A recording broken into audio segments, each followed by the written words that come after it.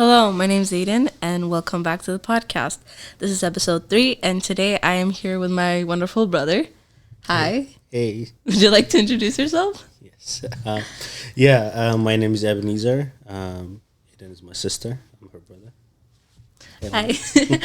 Okay, today I wanted to talk to you about a little bit more deep stuff than what we usually talk about. So my first question for you is, how has your definition of living a Christ-centered life changed from being a teenager to now an adult with much different responsibilities? hmm Yeah. So when my teenage years started, 11, 12 years old, it was more about learning about Christ and then learning about what it means to have a Christ-centered life. Um, and as my teenage years progress, and then as more things start to come into my life, puberty, high school, those things introduced more things that needed me to learn more about Christ and then making Him actually the center of my life.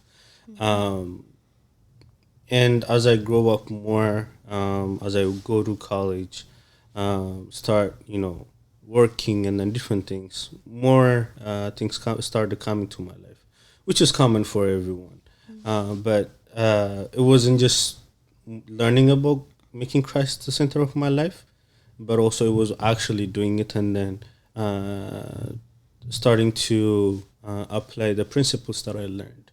And now I have my own family. I have a child coming in. Yay!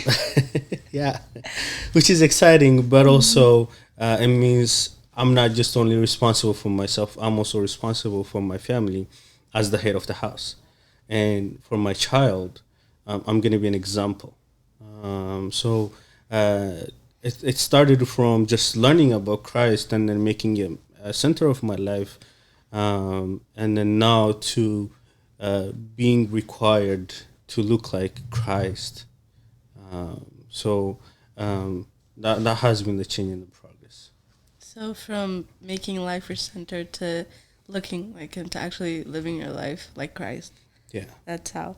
But does culture, friends, and even church affect the way that you live your Christ-centered life? it sure does. Um, the Bible says, "Iron sharpens iron." So each individual in your life will sharpen who you are. They will shape how you view the world, how you see your life, and then different things that will be affected by who you have around.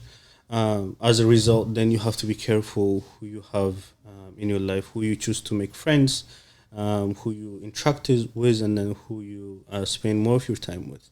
Um, for example, if my friends are not people who want to have Christ in their life and then want to spend more time with Him, say by reading Bible or praying and worshiping, then it means I cannot spend a lot of time with them and then expect my life to grow spiritually.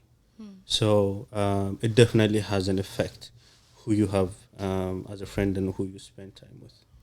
Yeah. But like in the real world, the truth is you're gonna meet people who don't have the same priorities as you, who are not going like in a similar path as you in life. So when you encounter those people and like even events in life, how do you make sure those things don't affect your purity in like living for Christ? Yeah, not everyone is going to be Christ centered. So then when you encounter people like that, say school, work, different places in your neighborhood and stuff, um, then you have to be able to evaluate your life and then relationship with them, and then be like, okay, this person is in my life. Then what's their impact on my life? And then evaluate the impact in your spiritual life. If they have a lot of impact in your life, say the influence how you think, the influence the things you do one way or the other, it could be minor influences, then you have to be able to say, okay, is it helping me grow spiritually? Is it helping me grow mentally, physically, emotionally? Then if it has a positive impact, then okay, that's fine. But if not, one thing I've done in my life is I've cut ties with people who are not helping me grow. So it's a very hard decision sometimes. Yeah. It could be a best friend. Oh. Yeah. So and that times then you have to cut some ties and then it will hurt.